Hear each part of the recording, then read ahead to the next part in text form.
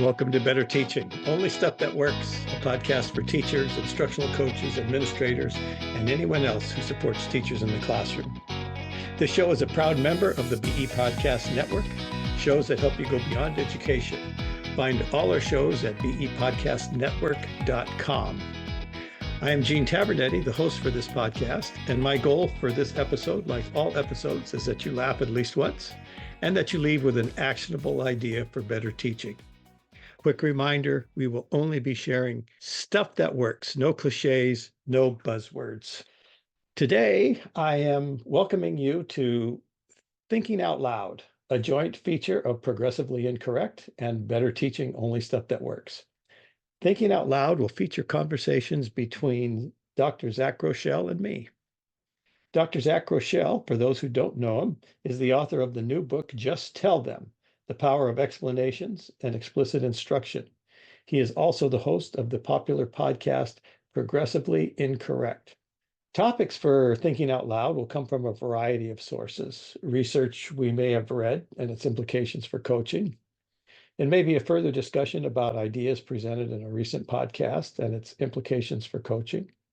It may be a discussion about our recent consulting experiences and its implications for coaching. Our premiere episode is going to feature Zach and I discussing a little bit further some of the ideas that were presented in a recent podcast of Progressively Incorrect on direct instruction.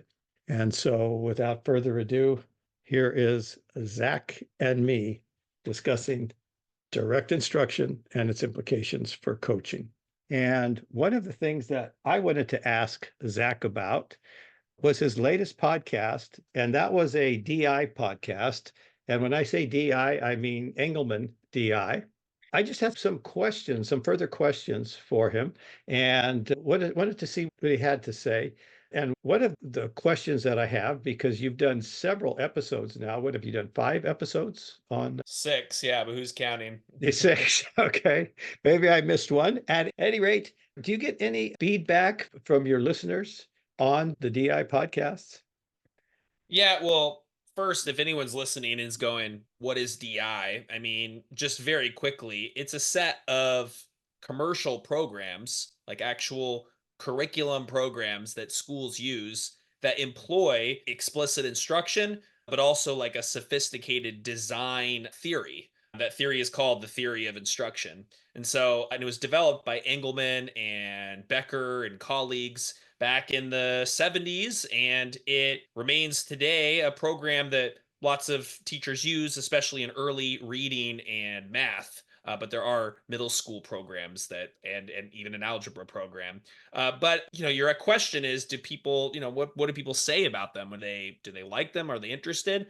There's certainly a lot of interest from schools that use the programs, right? If they have the programs, they're like, wow, I've been waiting for someone to talk about this. And, I've just been kind of using this at my school, told to use this, and I've kind of found, my way around it. I didn't really know the philosophy behind it or the history, and I didn't really understand its importance, I think, in the education conversation.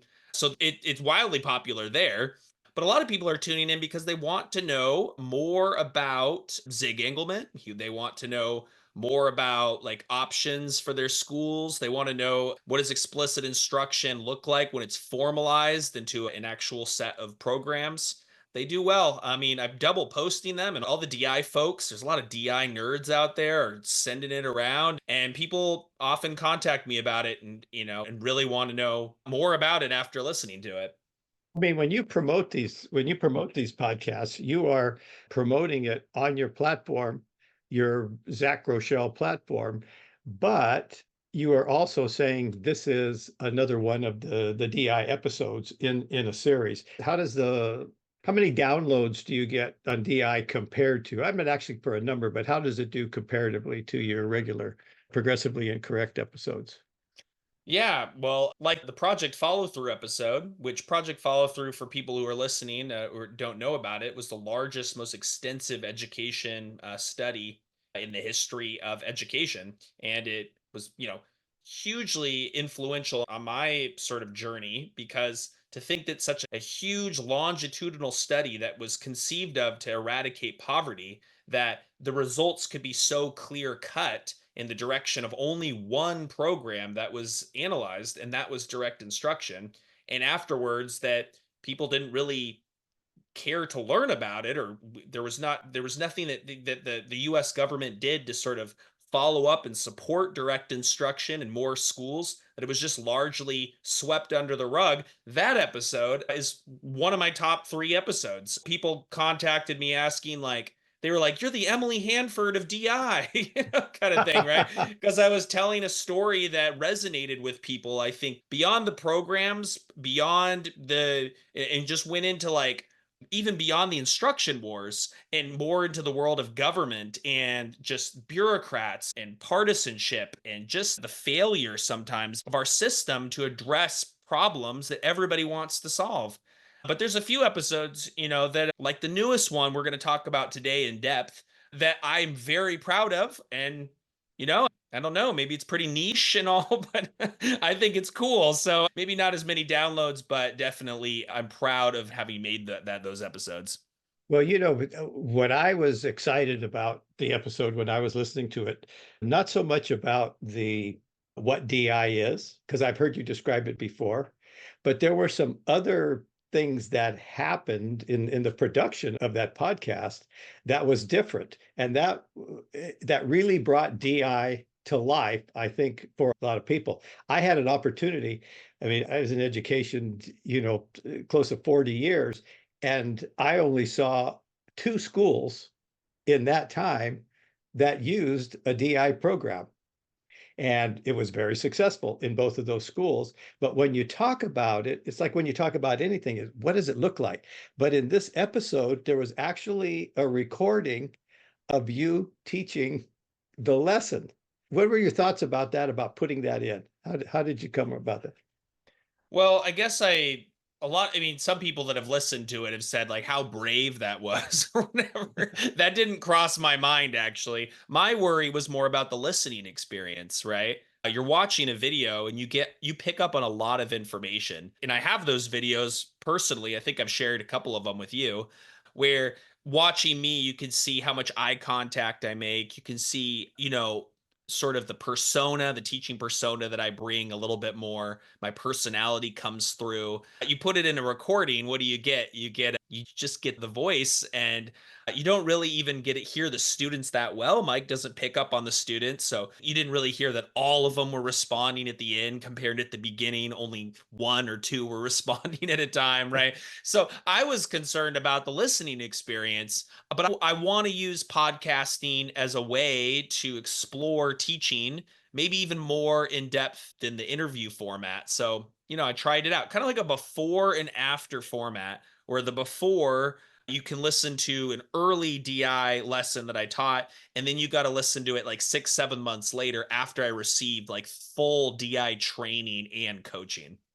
The reason that I thought it was so important, whether or not people become Engelmann acolytes and they want to program or not, but just listening to the lesson and how you were working with the students and how they were responding, it became, evident, how close DI, big DI, and explicit instruction, all the components are there.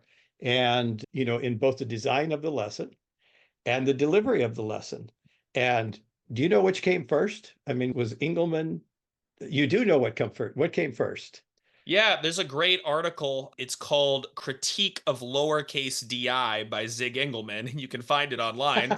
And he talks about how at the very beginning, initial days of Big DI, direct instruction, his program, that there were no scripts, right? There were no meticulously designed sort of like programs, physical programs that you held in your hand and used. It was a method, right? And the method was designed around faultless communication, around brisk pacing, around, you give an example and you give a non-example, and so on. All the principles of explicit instruction were developed in the early days in the preschool he was involved in, and so on.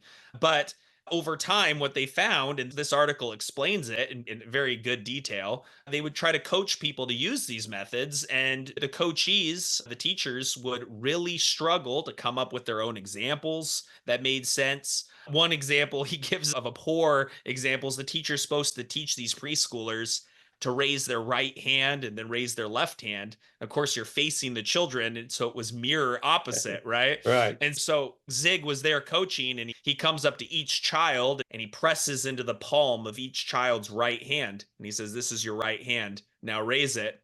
And then he has everyone turn around and he says, "Now raise your right hand," turning around. And they all raise it, right? And so that's sort of a demonstration of like they found over a long period, decades of dealing with trying to scale up explicit instruction, that there needed to be more structure. And so they needed to have examples designed by designers, and they needed to have these programs formalized. So that's the whole reason why. So really, yeah, the delivery came first, the design came second. Okay. All right. Well, I want to go back to something that you said at the very beginning uh, of our little chat here. You mentioned that people said, "Oh, how brave of you to be coached to present these tapes online." Did you feel any vulnerability when not to post it, not to post it as a podcast, but just while it was happening? What were your feelings being coached by the DI coach? I don't remember her name, but Tamara Tamara. Bressy is her name, Okay. and Okay. I'll definitely send this to her afterwards. So hey, Tamara, and she is one of the best. I would say the best coach I've ever personally had coach me. Right, excellent. And so maybe that's part of it, is her making me feel comfortable, making me feel like that teaching was going to be safe. But it's never really been my style to be worried about what a coach's judgment of my teaching. Maybe that comes from the fact that when I started coach teaching, the first, second, third week I had a coach in my classroom, and his name's Pat McGregor. He immediately came in and he said, "I'd like to talk to you about how we teach math better." And we co-taught lessons, he modeled lessons, he worked with me, rehearsed different techniques outside. My biggest thing I remember was he would use large gestures with his arms. He would gesticulate and he would look around, and he made himself like very big, and he had a large presence, and he'd say, "Yeah, Craig, and you, Sally." And he always was getting kids involved with very brisk pace teaching. That was right away, and that didn't offend me then. And I've always expected, as part of my entitlement as a teacher, to be involved in a professional development that challenges me. Yeah. Well, this was totally optional. This you chose. What motivated you to seek out coaching for this when you didn't have to do it at all? So, what's funny? I found the direct instruction books in a closet that were collecting dust. And I was looking for an intervention program. And I found the program and I started to teach it. I taught 8 lessons of it, and I was feeling pretty good about it. And I sent it to NIFTY, the National Institute for Direct Instruction. I sent it over to them. I said, "Hey, come check this out. I think I sent it to you. I'm trying my best," right? And they said, "Excellent, we're proud of you." But we do coaching here, and would you like to do it? Would you like to do it with us? It's an intense process. And of course, why did I say yes? I want to be the best freaking teacher I can be. I don't know. Yeah, yeah. I knew it would be a good experience. Well, so you got the coaching, and it's interesting. You said it was the best. You thought that it was the best coaching that you ever got, that you've ever received. And what's interesting about that, listening to the feedback that you got and the coaching suggestions that you got, she was very directive and very clear. Uh, did that hurt your feelings? I mean, it's awkward to Yeah, do something wrong after it's been modeled to you, and you try it and you don't do it as well as you should have, and it, right? And the person but on the other side of the end says, "Up, try it again." It's an awkward thing, but it seems like we accept that a lot more in other domains than teaching. We accept if you're learning, to play golf, and you've never swung a golf club, and you're holding it with opposite hands with a baseball swing, that they're gonna take the club out of your hands, tell you to turn around and put it in, and then help you with your grip, right? With swimming, the teacher holds your belly while you're, or makes you sit on the wall and wait, and lots of other things we're used to seeing as part of the grammar of learning other domains. But when it comes to teaching, we tell ourselves that the way to get better is to spend 20 years in the classroom, and that at that point in time you are untouchable. And that, right, it's all about experience, and experience does not have a one-to-one correlation with expertise. You can become very good at teaching with great coaching and great PD in a matter of years, 3 years, 5 years. And you can spend 20, 30 years in your thoughts and doing trial and error teaching and not get as good as that. So, I just think coaching is the bomb. I think it's really important to have it. So, even though it's awkward sometimes doing it, I know what's good for me. And I'm saying that as a coach, I guess, but I felt that way as a teacher too. Yeah. Well, I think one of the things that she did that I think is very powerful, and I think she was asking you your thoughts about something, and you acknowledged an area where you thought you could do better, and you recognized it before she even talked about it. And she praised your error. And this was calling the student's name first in a check for understanding versus asking the entire class. And I think what was a powerful coaching moment is that she's coached enough people to know what's normal, to know what's usual as you develop this process, and to congratulate you for trying it and recognizing that wasn't the best way. So I just thought I agreed with you. I thought she did a really good job coaching you. I just got a lot out of this episode. And actually, when she came over to see me, I didn't, at the time, I was coaching other teachers. So really, she didn't have a full day's worth of lessons to watch. So our agreement was for me to find other lessons for her to watch. And we would, partner with other teachers, and she would essentially coach me how to coach them.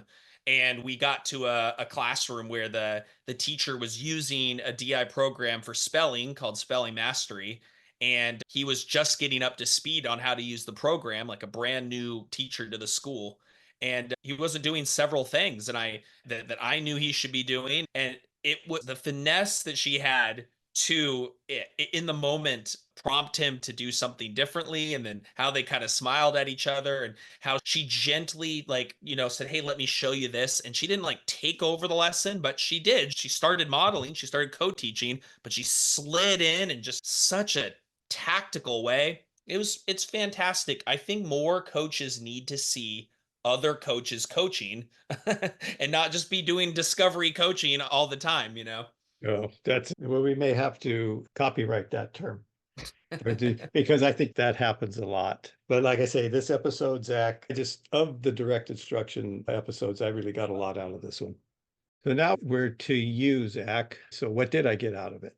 So, I mean, you enjoyed listening to the podcast, and you listen to a lot of the podcasts I do. Some of them are more creative than others. This is on the more creative end, right? Because I had to insert, audio clips and stuff. What did you get out of it in terms of specific, techniques or moves, maybe relating it to what you understand to be good teaching? Well, I think the pace of the questions, and not just the pace of the questions. I mean, I've always advocated that we're way too slow, that we need to go more quickly. But what was the most interesting piece of information about the pace is that when the students responded more quickly, you got more data with regards to their knowledge of the content, because it's not only the content, but the fluency. And so that the quickness, which is counter to what we hear so much, oh, give them think time, give them more think time, give them more think time. And I always say, if it's taking them longer, a lot longer than it should, they don't need more think time, they need more instruction. And I like the way that that was made clear that the rapid questions are not a detriment to their learning. They are actually the road to their learning, the path. Yeah, it is counterintuitive because even I'll talk about think time and wait time, right? And all of a sudden folks will ask that question, right?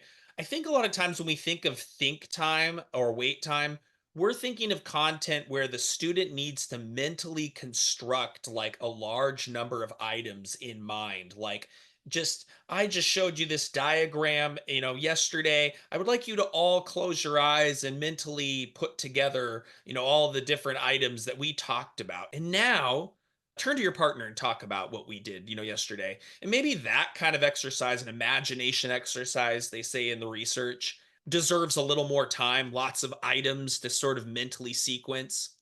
These turn and talks or these quick questions you have sitting in your thoughts like that, it's just an invitation to tune out, and it's more behavioral for me. It more involves getting kids to pay attention, involves a quick pace, and the questions you ask should not be, for the most part, asking them to generate something new, construct a new type of response. For the most part, these type of questions that are fast paced questions are just recall questions of smaller problems, smaller elements within more complex material. You check that they're listening, you check that they understand elements of it, then you have them do larger amounts of work in their notebooks in writing or together. It is counterintuitive, but God, if we could just pick up the pace in a lot of lessons, you'd see the difference. And you could see it. And even if they don't have it, and I think this was again something that struck me, even if they don't have it, because the structure of the class is by nature smaller groups, the teacher realizes that the student didn't get it, but there's also an element of rehearsal for that kid who didn't get it. And now you're going to go back again. And you're going to go back again, and it's going to be repetitive. I just had this funny notion as I was, as I watched DI lessons and hear you talk about it again, the Engelmann DI, that somewhere Anita Archer was watching, and some colleague asked her about, are your lessons fast paced enough? And she said, hold my beer, watch this. I mean, and it's just, it's very similar type things. She has hand signals, but again, very quick paced, oral response, repetition, retrieval. I mean, just all of that. And so again, you see, even if you're not an Engelmann fan, a big DI fan, as you're doing your explicit instruction, you see all these techniques and strategies that are going to be effective in any lesson that you teach. Well, there's a reason Anita Archer's been asked back, I believe, a few times to the direct instruction conference, the Nifty conference, right? She's keynoted there several times, right? I hear from a lot of people that there is a conflict, or it's implied that there's a conflict between big DI and explicit instruction or little DI. It's not true. The conflict exists between DI and explicit instruction, which I think are the same, except for the commercial program part, the design of the materials and the homogeneous groupings and all that stuff. The conflict exists between these methods and a type of so-called direct instruction, which is just the teacher talking without checking for understanding.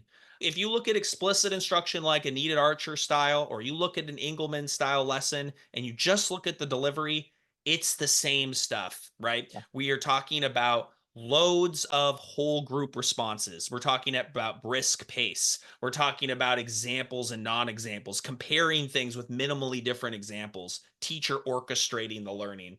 No difference in terms of the delivery between the two. Maybe some sort of little interesting kind of tweaks, or maybe more emphasis in big DI around certain things, and in explicit instruction you have a little more freedom to explore other techniques, but there's no conflict between the two in my mind. Well, there's no conflict, but you kind of touched on one of the big issues, but we haven't said it yet, and that is that it's scripted. And, you know, how do I feel about, a scripted program?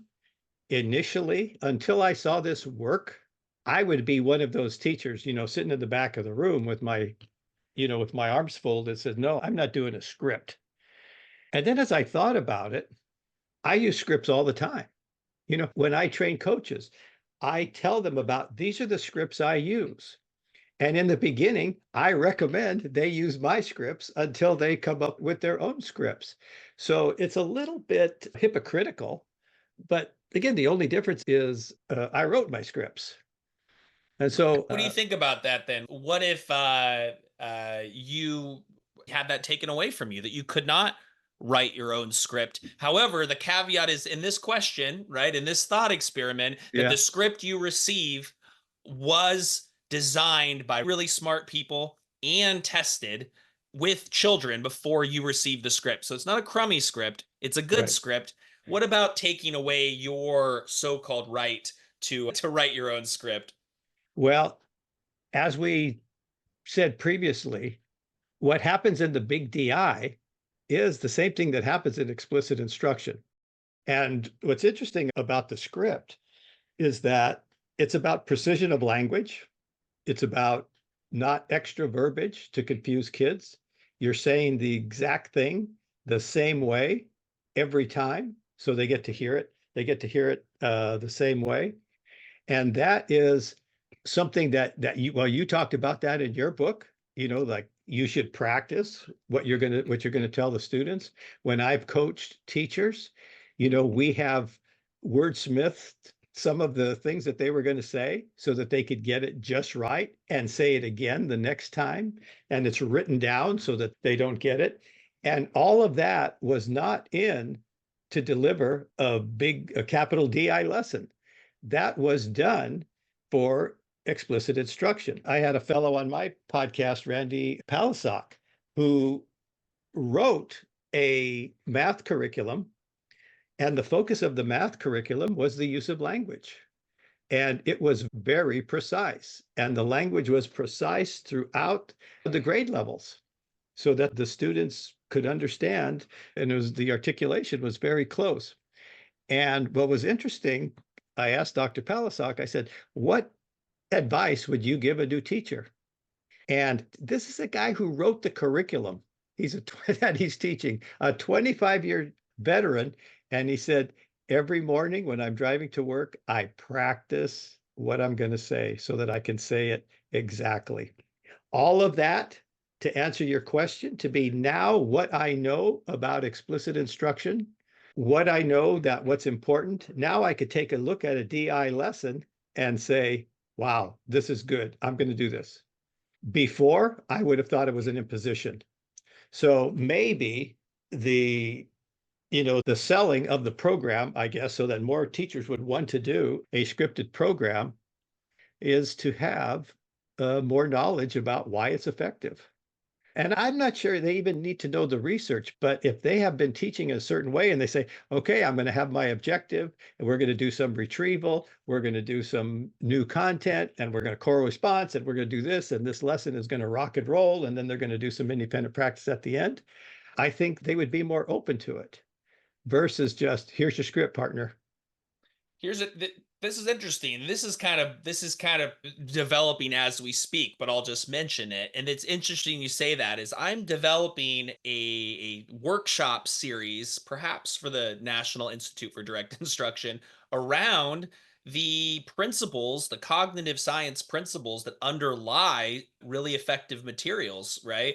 And I totally think that's probably the case, right? I come into the scripts and I read them and I chuckle. I go, "Wow, that was smooth. Whoever wrote that part, that was nice, right?" I don't think I would have written it that way. I wouldn't have Yeah. thought to use that example or use that analogy or use that image in that certain way that they did, and then slowly fade it out in the way they did it. But I'm an instruction nerd, and I'm the person I went to school again and went back for 5 more years and got this big degree so that I could study this stuff. And what is it like? What's the difference in the feeling between that and maybe a teacher who has their program changed to a scripted program and it can't see what it is the designer is doing? So it's hard for them to partner with the designer, partner with the materials when they don't see the underlying theory or understand the cognitive principles. And again, I was just reminded of the similarity between DI and explicit instruction. Clear goal. We're going to move fast. lots of opportunities to respond, retrieval practice, uh, feedback based on the data I'm getting from the kids. I'm going to reteach, but I'm not going to go on forever in the reteach. The reteach is at the same pace.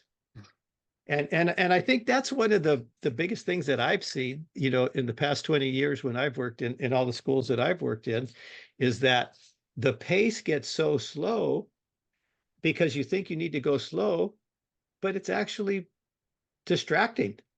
It's like it's too much time. It's too much time. Let's move on. Let's go. I'm gonna give you another chance. So I one time coached a teacher, and you and me kind of agree that modeling lessons for teachers is not the best, is not the first method you use. I think right. there's a dozen other strategies that would come Well, first. well, well, not to interrupt you, but what you said that your coach did, she just, very smoothly co-taught for just a moment, got the guy back on track, and now I'm off stage. I'm just getting you back on track. So I'm sorry, I Yeah. interrupted you. Yeah, So but compare that to like the full modeled lesson where essentially the teacher says, "Okay, you do it. I'm gonna watch," and you're in the position of having to put together a dog and pony show and impress everybody and do you don't know the kids. You're coming in there swinging in there on Wednesday at 2:30. So I'm not a big modeled lesson fan, but it's funny you say that. What were you saying about the?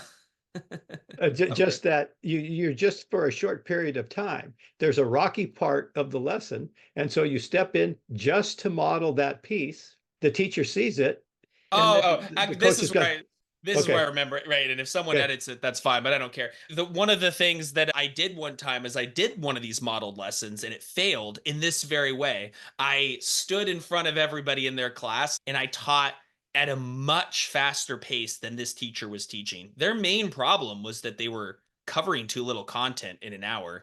They were really probably a tenth of what needed to be said or needed to be practiced was delivered. A lot of downtime, a lot of thinking, a lot of, I'll give you guys a little more time on that. So I went up there and I just did my thing, teaching quickly, fast, responses, mini whiteboards. And at the end, we talked about how these things can backfire. It backfired. She said this very thing. She said, I noticed that Johnny in the corner over there, he told me that he had a headache. And I think it was because of, how fast, and demanding you were as the teacher. And I was like, oh my goodness gracious. But yeah. No. Well, and the other thing to keep in mind, this isn't, let's say you've got a 90-minute language arts block. This rapid pace, this isn't going on for 90 minutes.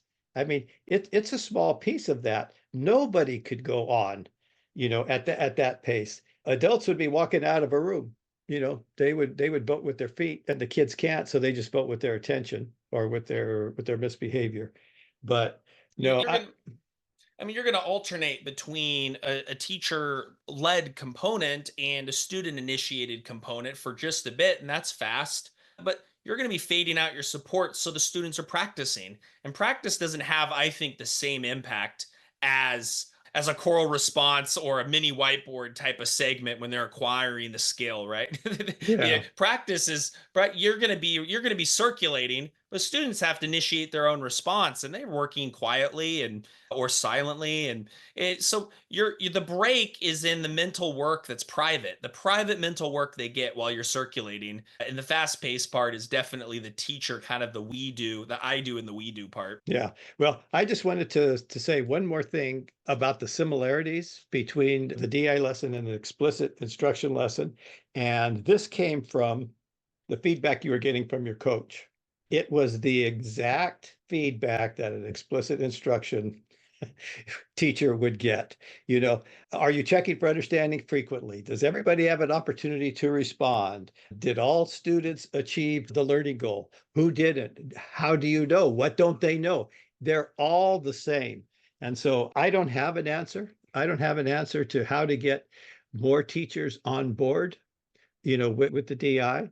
And I don't know what the administrative or legal hangups are, about buying other programs, if they're authorized in all states, because that's a big political economic thing in every state. But in the schools where I saw it, it worked. It worked. It was one school. They did a K-3.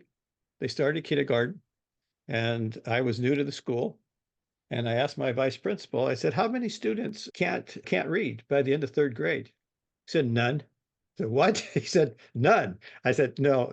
He goes, well, decode. Every one of those kids can decode at the end of third grade. So I would say that's pretty successful. I think that's a great summary, and some people might be listening to this and be like, there's no way we're gonna get the materials, or we're gonna go down that path.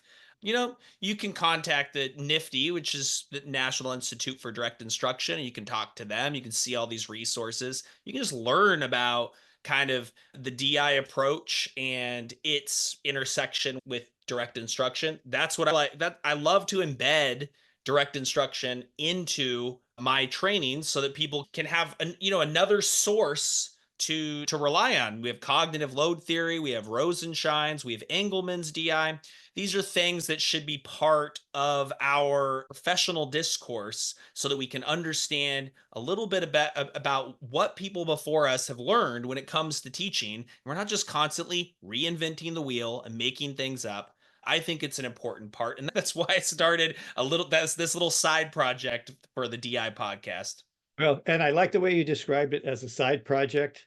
As much as I like the DI, I am not going to advocate for it, when I go do work, because I'm trying to get them to understand all those principles that you just talk about, in explicit instruction, all of Rosenshine's principles, all of the science of learning stuff. And then at some point in the future, if they happen to run into it, they're ready for it. But doing both, in my mind, and it must be in your mind too, because you don't spend a lot of time talking about it when you're working with teachers, but you got this sideline that, like, when you're ready, grasshopper, come over here. And this might be something that you would want to do. Perfect. Yeah. Zach, thanks for that episode. And it was great going a little deeper in the content. So we'll be talking to you. Yeah. Oh, it was great. I love talking to you, Gene. I can't wait to keep coming back, and we'll keep on looking at different things we've been reading or different things we've been doing, and just keep discussing education. And I appreciate all the listeners who've tuned in today. Yeah, absolutely. Thank you. And as we continue to talk, it will be about instruction, and it will be about instructional coaching. All right, Zach, have a good one. If you are enjoying these podcasts, please give us a 5-star rating on Apple Podcasts. And you can find me on Twitter X at gtavernetti, and on my website, tesscg.com. That's TESSCG.com,